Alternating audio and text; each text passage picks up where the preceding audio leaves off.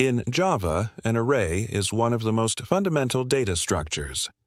It stores elements of the same type in a contiguous block of memory, allowing constant time access using an index. But arrays come with a critical limitation. Their size is fixed at the time of creation. Once you declare an array of size 10, you cannot add an 11th element without creating an entirely new array and copying everything over. This rigid sizing makes arrays impractical when the number of elements is unknown or changes frequently. This is exactly where ArrayList comes in. ArrayList is a class in the java.util package that implements the list interface. Under the hood, it uses a dynamically resizing array. When the internal array runs out of space, ArrayList automatically creates a new array, typically 1.5 times the current capacity, and copies the existing elements over. This means you get the random access speed of an array with the flexibility of dynamic sizing.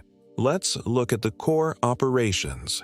To create an array list, you write ArrayList angle bracket integer angle bracket list equals new array list. To add elements, call list.add with the value. You can also insert at a specific index using list.add with the index and value. Accessing an element is done with list.get and the index. Updating uses list.set with the index and the new value. And removing an element uses list.remove with the index. Now, time complexity. Accessing an element by index is O of 1. Constant time, just like a regular array. Adding to the end is amortized O of 1, because resizing only happens occasionally. However, inserting or removing at an arbitrary index is O of n, because elements must be shifted. Searching for an element using contains or index of is also O of n since it requires a linear scan. Space complexity is O of n, where n is the number of elements stored.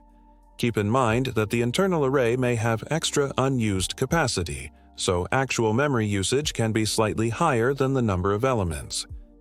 ArrayList is ideal when you need fast random access and your primary operations are adding to the end and reading by index.